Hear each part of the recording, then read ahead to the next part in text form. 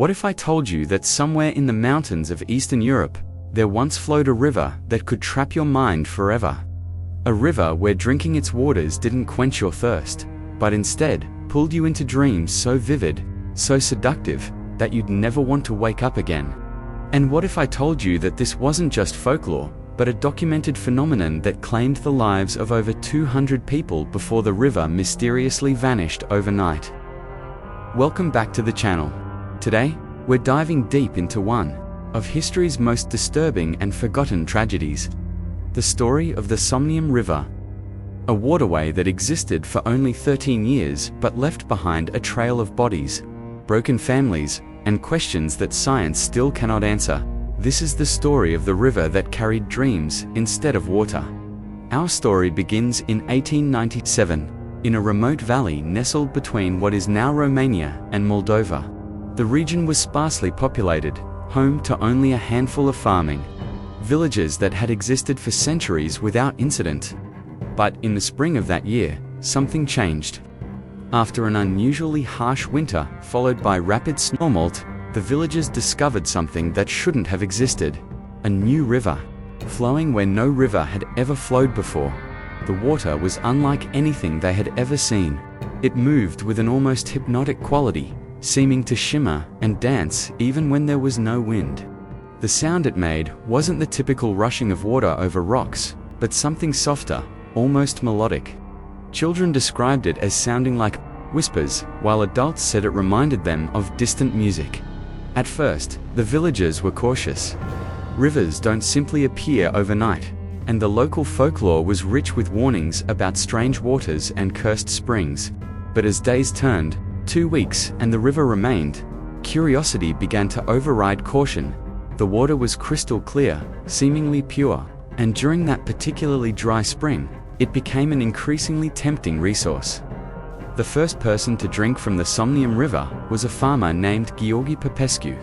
He had been working his fields when thirst overcame his superstitions. According to his wife's testimony, recorded by a traveling priest, Gheorghe returned home that evening in an unusual state. He seemed distant, almost dreamy, but claimed to feel wonderful. He spoke of the most beautiful visions he had ever experienced, describing landscapes of impossible beauty and meetings with long-dead relatives who welcomed him with open arms. That night, Gheorghe fell into what his wife initially thought was the deepest sleep of his life. But when morning came, he wouldn't wake up. His breathing was steady, his pulse strong, but no amount of shaking, shouting, or even physical pain could rouse him. His wife summoned the village elder, who had never seen anything like it. Gheorghe's body was perfectly healthy, but his mind seemed to be somewhere else entirely. What happened next would establish a pattern that would repeat itself over and over for the next 13 years. As Gheorghe lay in his unnatural sleep, other villagers began to notice something extraordinary. Those who spent time near his unconscious form reported having unusually vivid dreams themselves. They spoke of sharing visions with Gheorghe, of meeting him in dreamscapes that felt more real than waking life. Word spread quickly through the valley. Within days, people from neighboring villages were making pilgrimages to see the sleeping farmer and to taste the water that had put him in such a state. The descriptions of what they experienced were remarkably consistent: visions of deceased loved ones, glimpses of paradise, and a sense of peace and joy beyond anything they had ever known in their waking lives. The first wave of intentional drinkers came within a week of Gheorghe's experience. 7 villagers, led by a young woman named Maria Ionescu, who desperately wanted to see her dead infant son, drank from the river together. Like Gheorghe, they fell into profound sleep that same evening. Unlike normal sleep, however, their faces showed expressions of contentment, even bliss. They smiled in their unconsciousness, sometimes moving their lips as if speaking to someone, occasionally even laughing softly. The families of these sleepers faced an impossible situation. Their loved ones were alive but unreachable, existing in a state that defied all understanding of medicine and nature. The local doctor, when finally summoned from a town 3 days' journey away, could find nothing physically wrong with any of them. Their bodies were healthy, their vital signs normal, but they existed in a state of consciousness that seemed to bridge the gap between life and death. But here's where the story takes an even more disturbing turn. The families discovered that, by sleeping near the dreamers, they could sometimes share in their visions. Parents could visit with their children. Spouses could be reunited in these dream realms. And the experiences were so vivid and emotionally satisfying that many began to prefer these encounters to their waking interactions with family members. As months passed, a strange community developed around the sleepers. Families would take shifts watching over their unconscious loved ones, and during these vigils, they would often fall into shared dreams. These weren't random dreams, but apparently coherent experiences where multiple people could interact in the same imaginary space. The watchers reported that the dreamers seemed to live full, rich lives in their sleep, aging normally, forming relationships with other dreamers, and even creating a kind of society within their shared unconsciousness. The phenomenon might have remained a local curiosity if not for the arrival of Dr. Heinrich Voss, a German neurologist who had been studying unusual sleep disorders across Eastern Europe. Dr. Voss reached the village in the spring of 1898, a full year after the first incident. His detailed journals, preserved in the University of Heidelberg archives, provide the most scientific account of what he witnessed. According to Dr. Voss, the sleepers showed brain activity unlike anything he had ever recorded. Using primitive electroencephalograph equipment, he detected patterns that suggested extremely active, complex neural activity far exceeding that of normal sleep or even intense waking consciousness. Most disturbing to the doctor was his discovery that the sleepers' brainwaves seemed to synchronize with each other when they were in proximity, suggesting some kind of shared mental state. Dr. Voss's scientific skepticism began to waver when he decided to sleep near the dreamers for research purposes. In his journal, he wrote, "I have experienced something that challenges everything I understand about consciousness and reality. I was not merely observing their dreams, but participating in them. I spoke with Georgi Popescu in a place that felt more real than this waking world, a place where he introduced me to others who had died years before I arrived in this valley." Despite his scientific training, Dr. Voss became obsessed with understanding the phenomenon. He began collecting water samples from the river, but every test came back normal. Chemical analysis revealed nothing unusual, no foreign substances, no unknown compounds. The water was by every measurable standard, ordinary river water, yet its effects were undeniable. The doctor's research was interrupted by the arrival of Romanian government officials in the summer of 18. News of the sleeping sickness had reached Bucharest, and authorities were concerned about both potential epidemic and the economic disruption caused by so many people abandoning their daily lives to either sleep or tend to sleepers. The government response was swift and harsh. They declared the river a public health hazard and attempted to relocate the affected families. But by this point, nearly 60 people were in various states of the sleeping condition, and their families refused to abandon them.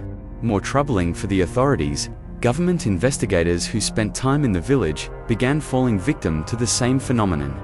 A military quarantine was established, but it was too late to contain what had become a pilgrimage site. People traveled from across Europe, drawn by stories of reunion with dead loved ones and visions of paradise. The local Orthodox priest, Father Dumitru, initially opposed the phenomenon as potentially demonic, but after his own wife drank from the river to see their stillborn daughter, he became one of its most vocal advocates. Father Dumitru's theological writings from this period, preserved in monastery archives, describe the sleepers not as victims of a curse, but as blessed souls who had found a way to exist simultaneously in the world of the living and the realm of the dead. He believed the river was a gift from God, allowing families to maintain connections across the barrier of death itself. By 1900, the situation had become international news. The village, once home to fewer than 200 people, now hosted over 1,000, most of whom were either sleeping or caring for sleepers. Temporary shelters were built to house the unconscious, creating what some observers described as the world's largest dormitory for the living dead. But the story takes its darkest turn in the winter of 1901. Dr. Voss, who had remained in the village for over 2 years, made a horrifying discovery. The sleepers, despite appearing healthy, were slowly dying. Their bodies were consuming themselves, burning through fat and muscle to sustain the intense brain activity required for their dream lives. Most had lost significant weight, and some showed signs of organ stress despite their peaceful appearances. More disturbing was Dr. Voss's realization that the shared dream realm the sleepers inhabited was becoming increasingly disconnected from reality. In his final journal entries, he described entering their dreams and finding a world that had evolved its own rules, its own geography, and its own inhabitants who had never existed in the waking world. The boundary between memory, imagination, and some form of independent reality had completely dissolved. The doctor's last entry, dated January 15, 1902, reads, "I understand now why they smile in their sleep. The world they have created together is more beautiful, more just, and more loving than anything we have built in our waking lives. I am no longer certain which world is real and which is the dream. I am no longer certain it matters." Dr. Voss drank from the river that night and joined the sleepers. His body was found 3 days later, having apparently died in his sleep with the same peaceful expression that characterized all the victims. The end came suddenly and without warning. On the morning of March 21, 1902, visitors to the sleeping hall found something impossible. Every single sleeper had died during the night. 137 people, ranging in age from 16 to 74, had passed away simultaneously. They still wore expressions of contentment, but their bodies were cold and their pulses absent. Even more mysteriously, when authorities went to examine the river, they found only a dry creek bed. The water that had flowed for nearly 5 years had vanished as suddenly as it had appeared. No trace remained of the strange substance that had claimed so many lives, and no geological explanation could account for either its appearance or disappearance. The government moved quickly to suppress news of the mass death, claiming it was the result of a contaminated water source that had been eliminated. The bodies were buried in a mass grave, and the village was abandoned. Official records were sealed, and those who had witnessed the events were encouraged to remain silent about their experiences. But here's what makes this story even more unsettling. In the years following the tragedy, reports began to emerge from across Eastern Europe of people claiming to dream about the sleepers from the Somnium River. These weren't people who had ever visited the village or heard the full story, but they described detailed dreams of meeting groups of people who lived in a permanent dream world, people who claimed to have once lived beside a magical river. The dreams were so vivid and consistent that several researchers began to wonder if the sleepers hadn't truly died, but had somehow found a way to continue existing in a purely mental realm, accessible to others only through dreams. This theory gained credibility when investigators discovered that many of the dream encounters included accurate historical details about the sleepers, lives that the dreamers had no way of knowing. Dr. Maria Castillo, a Spanish neurologist, who studied these reports in the 1930s, documented over 300 cases of people claiming contact with the Somnium sleepers in their dreams. Her research, while never officially recognized, suggests that whatever happened beside that mysterious river created some kind of permanent gateway between the world of dreams and waking reality. The site of the village was eventually flooded in the 1960s during the construction of a hydroelectric dam. The official reason was the need for renewable energy, but local historians noted that the flooding occurred despite significant environmental and economic objections. It was as if authorities wanted to ensure that whatever had happened there could never happen again today. The lake that covers the village is known for its unusual properties. Fish populations are mysteriously low, and the water has a strange quality that makes it difficult to see more than a few feet below the surface. Local guides report that visitors who swim in the lake often experience unusually vivid dreams that night, though nothing approaching the intensity of the original phenomenon. Perhaps most disturbing are the occasional reports from deep-sea divers who have explored the lake bottom. Several have claimed to see structures beneath the water that shouldn't exist according to historical records of the village. They describe buildings that seem to shift and change when observed directly, as if the underwater ruins exist in a state of constant flux between reality and imagination. The scientific explanation for the Somnium River phenomenon remains elusive. Some researchers have theorized about undiscovered psychoactive compounds that could have been naturally occurring in the water. Others suggest that the geological conditions of the area might have created some kind of electromagnetic field that affected brain function, but none of these theories adequately explain the shared nature of the dreams or the apparent continuation of the phenomenon after the sleepers' deaths. What we're left with is a story that challenges our understanding of consciousness, reality, and the boundary between life and death. Whether the Somnium River was a natural phenomenon we don't yet understand, a supernatural occurrence, or something else entirely, it represents one of history's most documented cases of mass shared hallucination and unexplained death. The tragedy of the Somnium River raises uncomfortable questions about the nature of reality itself. If the sleepers found genuine happiness and meaning in their shared dream world, were they victims or pioneers? If consciousness can exist independently of physical reality, what does that say about our assumptions regarding life and death? And if the phenomenon continues to affect people through dreams, decades after the river disappeared, what does that tell us about the persistence of human consciousness? The families who lost loved ones to the river faced a unique form of grief.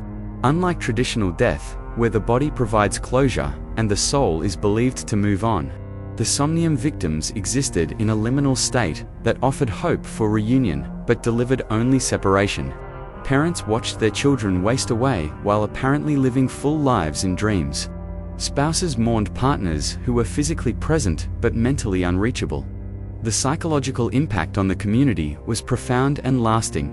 Survivors reported feeling disconnected from reality for years afterward, questioning whether their waking lives were as real or meaningful as the dream experiences they had shared with the sleepers. Many developed a kind of existential depression, finding ordinary life pale and meaningless compared to the vivid, emotionally rich experiences available in the dream realm.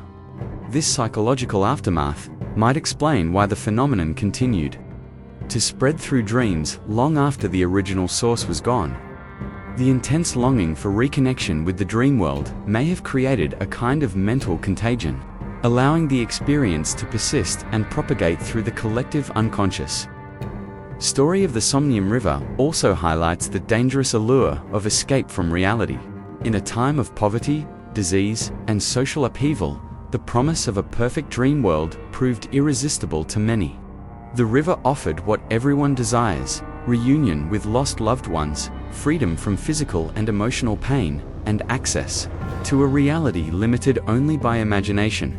But the cost was ultimate disconnection from the physical world and, eventually, death itself. The sleepers traded their actual lives for idealized dream experiences, and in doing so, they lost the opportunity to create real change, form genuine relationships, and contribute to the world they left behind. As we reach the end of this story, we're left with more questions than answers. Did the Somnium River represent a glimpse into the true nature of consciousness? Was it a natural phenomenon that science has yet to understand? Or was it something supernatural, a crack between worlds, that allowed the living to glimpse the realm of dreams and the dead? What we know for certain is that for 13 years, a river that shouldn't have existed offered people something they desperately wanted: escape from the limitations of reality. The price of that escape was everything they had in the waking world, including ultimately their lives.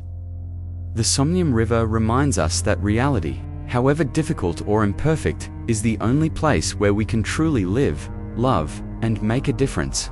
Dreams may offer temporary refuge and inspiration, but they cannot replace the complex, challenging, and ultimately meaningful experience of conscious existence in the physical world. The next time you find yourself dissatisfied with reality, remember the sleepers of the Somnium River. They found the perfect dream, but lost the imperfect beauty of life itself. Perhaps the real tragedy isn't that the river disappeared, but that it appeared at all, offering an escape that was ultimately more prison than paradise. The water that carried dreams instead of water left behind only nightmares for those who survived to remember. In trying to transcend the limitations of human existence, the sleepers discovered that those limitations might be exactly what make life precious in the first place. Thank you for joining me on this journey into one of history's most disturbing, forgotten tragedies. The story of the Somnium River serves as a reminder that some mysteries are better left unsolved, and some waters are better left untasted. If you enjoyed diving deep into this dark chapter of history, make sure to subscribe and hit the notification bell for more stories from the shadowy corners of our past. Until next time, remember that reality might be imperfect, but it's the only place where dreams can actually come true.